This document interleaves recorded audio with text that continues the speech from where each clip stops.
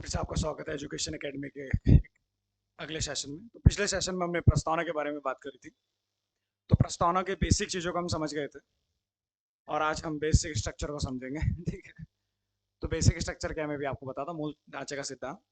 तो लास्ट तक अब मुझे लगता है कि अब आपको संप्रभुता और इस तरीके के शब्दों में, या फ्रेंच रिवॉल्यूशन, रशियन रिवॉल्यूशन, न्याय का विचार, समता, समानता, ये स्वतंत्रता, बंधुत्व का विचार जो है आपको याद हो गया होगा। अब हम समझने की कोशिश करते हैं कि क्या प्रस्तावना संविधान का भाग है या प्रस्तावना संविधान का भाग नहीं है। अभी आपके पेपर में ही शायद कभी पूछा गया था कि किस केस में कहा गया था कि प्रस्तावना संविधान का भाग नहीं है, तो आपने आंसर दिया था उसका बेरुबाड़ी संघ मामला। अब ये मामले क्या होते हैं, अभी यहाँ पे मैंने आपके सामने लिख दिया केशवानंद भारती मामला, यहाँ पे लिख दिया बेरुबाड़ी संघ मामला। देखो, भारत के संविधान का अंतिम व्याख्याकार जो है सुप्रीम कोर्ट है। मौलिक अधिकारों का गारंटर, उनकी रक्षा करने वाला भी कौन है? सुप्रीम कोर्ट है। हाई कोर्ट भी रक्षा करता है, लेकिन उनका गारंटर जो है वो कौन है? सुप्रीम कोर्ट है।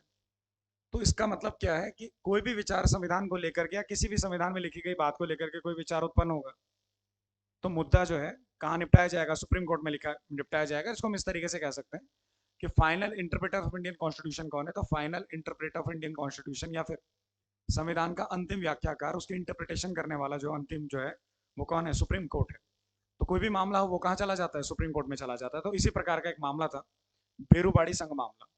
अब कई बच्चे बेरुबाड़ी में ही कंफ्यूज रहते हैं कि बेरुबाड़ी है किसी का आदमी का नाम है, किसी जगह का नाम है। तो आप देख पा रहे होंगे बेरुबाड़ी जो है पश्चिम बंगाल में एक जगह का नाम है और यह स्थान जो है भारत और बांग्लादेश के बीच विवादित था। लेकिन जब मामला 1960 का, तो 1960 में बांग्लादेश तो था नहीं, तो उस समय बांग्लादेश जो है पूर्वी पाकिस्तान के नाम से जाना जाता था। ये हिस्सा जो है आज तो बांग्लादेश लिखा हुआ, लेकिन इसको हम एक्जैक्ट बोले तो उस समय क्या था? ईस्टर्न पाकिस्तान था।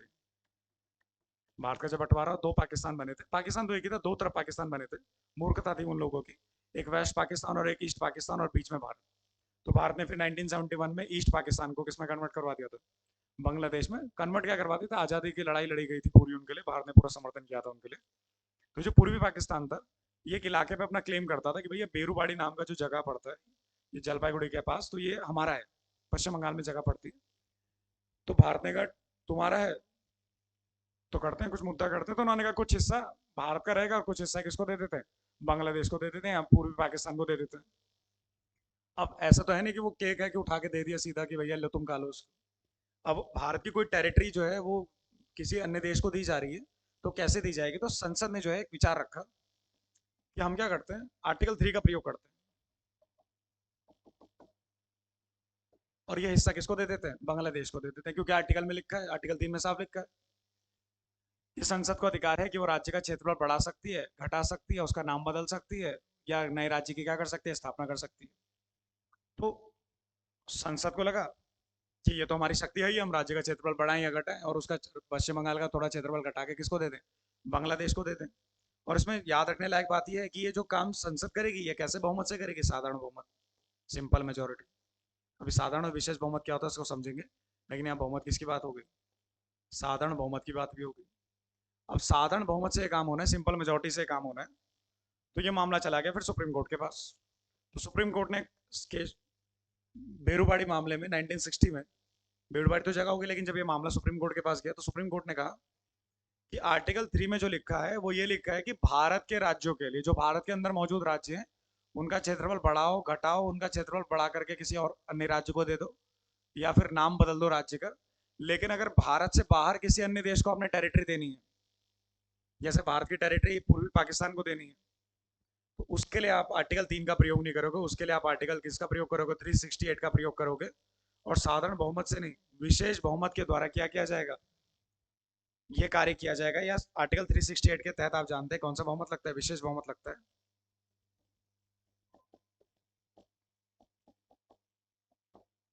Special majority. तो सिंपल मेजोरिटी और क्या? Special majority. इसमें अंतर होता है, मैं आगे समझाऊंगा स्पेशल मेजोरिटी और सिंपल मेजोरिटी। लेकिन आप फिलहाल बेरुबाड़ी क्या था, तो बेरुबाड़ी का मामला था, तो मामला निपटा किसी तरीके से। लेकिन जब कोई केस आता है तो सुप्रीम कोर्ट जो है कई सारे फैसला उसमें देता है। तो इसमें सुप्रीम कोर्ट ने एक मुद्दे को फैसला देते हुए कहा कि प्रस्तावना जो है संविधान का भाग नहीं है। तो आपसे पूछा था क्वेश्चन कि किस केस में कहा गया था, तो बेरुबाड़ी में कहा गया था कि प्रस्तावना संविधान का भाग नहीं है, इसीलिए इसमें संशोधन भी नहीं किया जा सकता जब ये भाग ही नहीं है। तो फिर पूछा गया कि प्रस्तावना क्या है, तो कोर्ट ने कहा ये संविधान के निर्माताओं के दिमाग की कुंजी है, उनके दिमाग का की नोट है, लेकिन संविधान का भाग इसको नहीं माना जाएगा। खैर, समय बीता, नया मामला है, केशवानंद भारती मामला। अब आपके दिमाग में फिर से उच्चार उठेगा केशवानंद भारती, तो ये मैंने आपसे बता रखा है। केशवानंद भारती जो है केरल के एक मठ के जो है मठाधीश थे, और ये केशवानंद भारती, तो ये जो है इनका मठ की प्रॉपर्टी का विवाद था, संपत्ति का विवाद था, और 1973 का मामला ये है, और 1973 तक संपत्ति का अधिकार मौलिक अधिकार ही था। उसको 1978 में 44वें संशोधन से मौलिक अधिकार की सूची से हटाया गया संपत्ति के अधिकार को, और आज वो भाग 12 में आर्टिकल 300 में रखा गया, उसको आगे चर्चा करेंगे अभी। तो ये रहे हमारे कौन, केशवानंद भारती। तो ये मामला मौलिक अधिकारों से संबंधित था, प्रस्तावना से संबंधित था, संसद के आप मौलिक अधिकारों में संशोधन कर सकते हैं उस मामलों को देखने से संबंधित था। एक बहुत लंबी चौड़ी लड़ाई है, मैं आगे कभी समझाऊंगा मौलिक अधिकार में आपको कि संसद और न्यायपालिका के बीच की क्या जंग है ये। तो यहाँ पे इन्होंने कहा था कि भैया संविधान का भाग प्रस्तावना जो है वो नहीं है। अब यहाँ क्या कहा उन्होंने, यहाँ सुप्रीम कोर्ट ने कह दिया कि भैया प्रस्तावना तो संविधान का भाग है। तो इससे आपको एक और चीज पता चलती है कि सुप्रीम कोर्ट अपने ही फैसलों को क्या कर सकता है, पलट सकता है, रिव्यू कर सकता है। वो सरकार के बनाए हुए कानूनों का भी रिव्यू कर सकता है, जिसे जुडिशियल रिव्यू, न्यायिक पुनर्वलोकन कहते हैं। और साथ में सुप्रीम कोर्ट अपने ही पुराने फैसलों को क्या कर सकता है, रिव्यू कर सकता है। एक क्वेश्चन पूछा जाता है कि भैया सुप्रीम कोर्ट के संवैधानिक बेंच में कितने जज होते हैं, तो कितने जज होते हैं, 5। अगर इस फैसले को पलटना हो तो कितने जज बैठाने पड़ेंगे, 5 वाले जज के बेंच के फैसले को पलटना हो तो 7 जज, 9 जज, इससे बड़ी बेंच 11 जज। अभी तक भारत की जो सबसे बड़ी बेंच है वो कितने जज की, 13 जज की बेंच है। और यही केशवानंद भारती मामले में सुप्रीम कोर्ट के 13 जजों की बेंच बैठी थी। ये मैंने आपसे 13 जजों की जो लिस्ट है ये बना रखी है आपके सामने, मैंने क्या बना रखी है, तो इंटरनेट से आपको फोटो मिल जाएगी। तो ये जो 13 जज थे, और ये बनाम कौन, केशवानंद भारती। तो इसमें जजों ने क्या फैसला दिया, तो केशवानंद भारती मामले में एक फैसला तो यहाँ के प्रस्तावना संविधान का भाग है, तो 2 क्वेश्चन तो आपको यही मिल गए कि बेरुवाड़ी मामला, इसमें सुप्रीम कोर्ट ने क्या कहा, प्रस्तावना संविधान का भाग नहीं। फिर अपने ही फैसले को रिव्यू करते हुए ये कह दिया कि भैया प्रस्तावना संविधान का भाग है, और जब संविधान का भाग है तो इसमें संशोधन भी हो सकता है, अमेंडमेंट भी हो सकता है। और जब संशोधन होगा, तो मैंने आपसे कहा था मैं आपको बताऊंगा संशोधन, तो उस प्रस्तावना में अभी तक केवल कितने संशोधन हुआ है, एक ही संशोधन हुआ है, और उससे 3 नए शब्द जोड़े गए थे। और वो 3 नए शब्द जो हैं, 2 तो हम जानते ही हैं, एक तो था कौन सा, समाजवादी, दूसरा था पंथ निरपेक्ष, सेकुलर, और तीसरा था अखंडता। यानी कि सोशलिस्ट, सेकुलर और इंटीग्रिटी शब्द को जोड़ा गया था, ये 3 शब्द जोड़े गए थे। तो 10-15 क्वेश्चन तो आपको यही दिखाई दे जाएंगे, कौन से संशोधन के द्वारा, 42वें संविधान संशोधन के द्वारा, 1976। इस संशोधन का लघु संविधान भी कहते हैं, क्यों कहते हैं अभी आगे पढ़ेंगे इसको। तो एक ही बार प्रस्तावना में संशोधन हुआ है, तो एक क्वेश्चन ये हो गया, प्रस्तावना में कितना संशोधन, एक। कौन सा, 42वां संशोधन 1976 इंदिरा गांधी के द्वारा, कौन से शब्द जोड़े गए, समाजवादी, पंथ निरपेक्ष, और कौन सा, अखंडता शब्द जोड़ा गया। दूसरा जो है, किस केस ने कहा था कि भैया प्रस्तावना संविधान का भाग है, केशवानंद भारती केस। और यहाँ जो है कितने जजों की बेंच थी, ये बेंच थी 13 जजों की बेंच। और हाँ, ये फैसला जो है 24 अप्रैल, जो पंचायती राज दिवस भी आपका 1973 को आया था। तो ये आपने इस मुद्दे को याद रखना है। अब इस फैसले में एक और की बिंदु है जिसको आपने याद रखना, मैंने आपसे शुरू में कहा था, बेसिक स्ट्रक्चर ऑफ कॉन्स्टिट्यूशन। यहाँ ये बेसिक स्ट्रक्चर लिखा हुआ है, मूल ढांचा कहते हैं इसको। कौन सा ढांचा, मूल ढांचा। असल में था क्या, दिक्कत ये आती थी कि संसद कहते थे कि हम आर्टिकल 368 का प्रयोग करेंगे और संविधान में संशोधन कर देंगे, हम मौलिक अधिकारों में संशोधन कर देंगे, हम किसी भी भाग में क्या कर देंगे, संशोधन कर देंगे। फिर सुप्रीम कोर्ट कहता था नहीं, ऐसा नहीं हो सकता, आप मनमानी संशोधन नहीं कर सकते हो। तो इस मामले को लेकर Shankari Prasad case, Golaknath case, Berubari case, और अंत में जो सबसे बड़ी बेंच बैठानी पड़ी, केशवानंद भारती केस। केशवानंद भारती केस में इन जजों ने जो है एक फैसला दिया। ये फैसला जो है, अब ये देखिए, आप अगर देखोगे तो 7 वर्सेस 6, या मेजोरिटी जो जज थे 7 जजों ने हाँ में फैसला दिया था, और 6 जज तो वो अगेंस्ट थे, माइनॉरिटी जज बोलते हैं इनको, तो 7-6-13, इसीलिए ये बना, फैसला बना। तो यहाँ जो है आपको एक बात याद रखनी है कि मूल ढांचे का सिद्धांत क्या है। मूल ढांचा जो है, सुप्रीम कोर्ट ने कहा कि ठीक है, संसद जो है वो मौलिक अधिकार में या संविधान में कुछ भी संशोधित कर सकती है, एनीथिंग और एवरीथिंग कह दिया उन्होंने, एनीथिंग और एवरीथिंग कैन बी अमेंडेड। लेकिन किसका वायलेशन नहीं होना चाहिए या किसका उल्लंघन नहीं होना चाहिए? मूल ढांचे का उल्लंघन नहीं होना चाहिए। अब ये मूल ढांचा क्या है, तो उनसे पूछा, कोर्ट से पूछा, क्या मूल ढांचा क्या है? उन्होंने बोला मूल ढांचा तो नहीं बताएंगे। ठीक है, तो मूल ढांचा उस समय नहीं बताया गया कि मूल ढांचा क्या है। लेकिन आज हमें कुछ सिद्धांत बताएं जो हमारे मूल ढांचे में शामिल है। मूल ढांचे में शामिल है संविधान की सर्वोच्चता यानी कि सुपरमेसी ऑफ कॉन्स्टिट्यूशन, हमारा सोवरेन विचार यानी कि अखंडता का विचार, डेमोक्रेटिक विचार, रिपब्लिकन विचार, भारत का क्या पंथ निरपेक्षता, हमारा फेडरल सिस्टम, देश की एकता और अखंडता, वेलफेयर स्टेट यानी कि लोक कल्याण राज्य की भावना, जुडिशियल रिव्यू यानी कि न्यायपूर्ण अवलोकन का अधिकार, freedom and dignity of individual, parliamentary system, ये सब हमारे बेसिक स्ट्रक्चर हैं। कुल मिलाकर कहा जाए कि बेसिक स्ट्रक्चर क्या है, अभी भी मुझे पता है आपको क्लियर नहीं हुआ होगा। देखिए, प्रस्तावना ही हम पढ़ रहे थे तो प्रस्तावना में लिखा है हम भारत के लोग, उससे पता चलता है भारत का संविधान अपनी शक्ति कहाँ से ग्रहण करता है, भारत की जनता से ग्रहण करता है। फिर हमने प्रस्तावना में 42वां संविधान संशोधन किया और 3 नए शब्द जोड़े, समाजवादी। अब समाजवादी शब्द जोड़ने से देश में कोई बदलाव आया क्या? हमारा देश जब आजाद हुआ था उसके बाद से हमने मिश्रित अर्थव्यवस्था अपना ली थी और उसमें समाजवाद का विचार पहले से ही था। तो विचार पहले से ही था तो शब्द लिख दिया तो उससे कोई बदलाव नहीं आया, तो यानी कि बेसिक स्ट्रक्चर का उल्लंघन हुआ क्या? नहीं। दूसरा, पंथ निरपेक्ष, हमारा देश आजादी के बाद ही पंथ निरपेक्ष था, शब्द भले ही नहीं था प्रस्तावना के अंदर, लेकिन 42वें संशोधन से उसको जोड़ा, तो क्या इससे कुछ परिवर्तन है? कोई परिवर्तन नहीं। अखंडता, देश की अखंडता को बढ़ावा देना, ये तो विचार पुराना ही है, तो ये भी जब संशोधन के द्वारा जोड़ा गया तो इससे भी बेसिक स्ट्रक्चर में कोई बदलाव नहीं है। लेकिन अगर मैं लिख देता, या मैं कहाँ से लिखता, लेकिन संसद से आकर लिख देते संशोधन करके, हम भारत के लोग की जगह लिख देते हम भारत के नेता, तो इससे पूरा मतलब ही पलट जाता है कि संविधान की शक्ति का स्रोत कौन है? भारत के नेता है या भारत के सांसद है, तो वो मूल ढांचे का उल्लंघन माना जाता है। या पंथ निरपेक्षता पे कभी सवाल उठेगा तो वो किसका उल्लंघन माना जाएगा? मूल ढांचे का उल्लंघन माना जाएगा। तो आप ये मत सोचना कि मौलिक अधिकार में संशोधन नहीं हो सकता, मौलिक अधिकार में संशोधन हो सकता है। ये तो मैंने बात बोली कि एनीथिंग और एवरीथिंग, कुछ भी और सब कुछ बदला जा सकता है, लेकिन किसको नहीं बदला जा सकता? मूल ढांचा। ये एक प्रकार की चालाकी भी है कि कोई भी मामला होगा, संसद कोई भी कानून बनाएगी, कोई भी संशोधन लेकर के आएगी, तो उसका रिव्यू कौन करेगा? उसका रिव्यू करेगा कौन?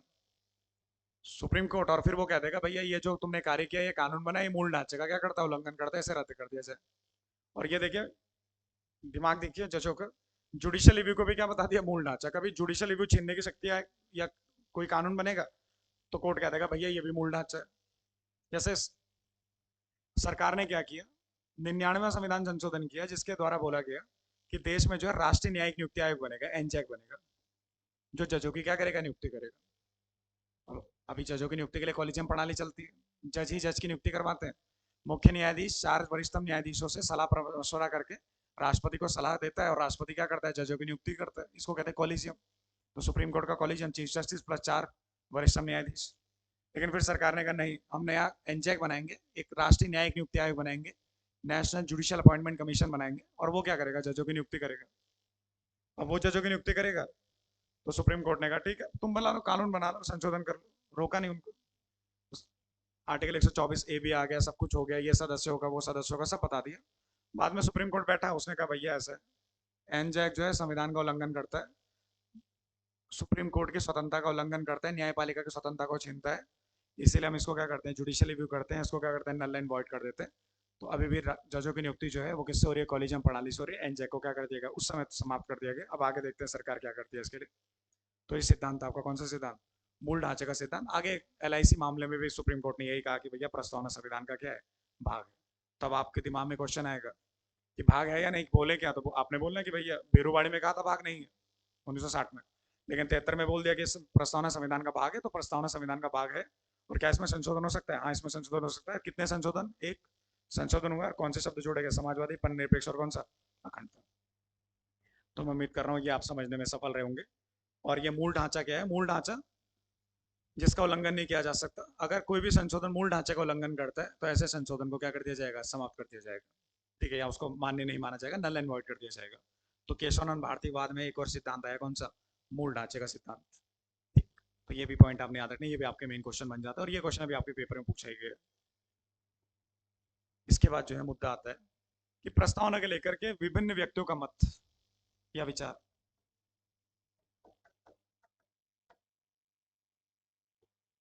जैसे इसको रटना नहीं आपने, बस समझते हुए चलना। ठाकुरदास भार्गव ने जो है प्रस्तावना का संविधान की क्या कहा है? आत्मा का है। ये प्रस्तावना संविधान की आत्मा है।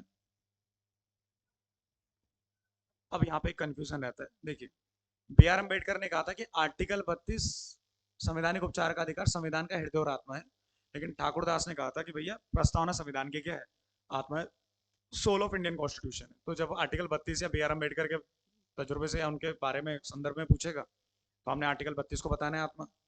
और अगर वो ऐसे पूछेगा ठाकुरदास भार्गव के अनुसार या ऑप्शन में ऐसा स्थिति बने, तो आपने बोला प्रस्तावना जो है संविधान की क्या है, आत्मा है। इसी तरीके से जस्टिस मोहम्मद हिदायतुल्ला ने भी संविधान का प्रस्तावना को क्या बोला था, संविधान की क्या, आत्मा बोला था। और उन्होंने साथ में कहा था कि भैया भारत की प्रस्तावना की तुलना अमेरिका के, यूएसए के स्वतंत्रता के घोषणा पत्र से की जा सकती है, डिक्लेरेशन ऑफ इंडिपेंडेंस से की जा सकती है। अभी कुछ नहीं, अमेरिका का एक और दस्तावेज है, आपने पढ़ा होगा, 4 जुलाई 1776 को अमेरिका ने स्वाधीनता संग्राम की घोषणा कर दी थी। वो 4 जुलाई को अपना स्वतंत्रता दिवस भी मनाते हैं। तो इसी दिन उन्होंने क्या किया था, अपना डिक्लेरेशन ऑफ इंडिपेंडेंस भी जारी किया था। और इसमें जो है यही बातें लिखी गई है कि देश को कैसे स्वतंत्र होना चाहिए, ब्रिटेन के खिलाफ हम क्यों क्रांति करेंगे, ये सब बातें। तो ये जो है आत्मा भी बताया गया। इसी तरीके से प्रस्तावना को कुछ लोग बताते हैं कि प्रस्तावना जो है संविधान का आभूषण है, कुछ लोग बताते हैं कि संविधान का ये क्या है, परिचय पत्र है। कुछ लोगों ने आभूषण भी बता रखा है। कुछ इनको कहते हैं कि भैया हमारा कुंजी नोट है, की नोट है। तो ये जो है सबसे मेन क्वेश्चन इसमें है कि प्रस्तावना को क्या बोला जाता है, प्रस्तावना को संविधान की क्या, आत्मा। ठाकुरदास भार्गव ने क्या है, और मोहम्मद हिदायतुल्ला भी इसको क्या बताते हैं, आत्मा बताते हैं। तो ये जो है आपने क्या रखना है, इनको, इन चीज़ों को भी याद रखना है। ये ज़्यादा तो नहीं पूछी जाती, लेकिन बेसिक चीज़ें आपको ये भी याद रखनी पड़ेंगी। तो मैं उम्मीद कर रहा हूँ अब एक पूरा लेक्चर आपके दिमाग में होगा, और प्रस्तावना जो है अब आप जब भी उसको देखेंगे उसको समझने की कोशिश करेंगे। और अब आपने गेंद आपके पाले में आ चुके, अब आपने क्या सॉल्व करना है, एमसीक्यू क्वेश्चन सॉल्व करने हैं। इसको भी आपने याद रखना है। और आगे होगा, हम जरूर किसको डिस्कस करेंगे, शंकरी प्रसाद मामले को, गोलकनाथ मामले को, बेरूबाड़ी मामले को, उसको अलग से डिस्कस करेंगे। पूरा लेक्चर उसी पर बना दिया जाएगा। तो आज के लिए बस इतना ही, धन्यवाद।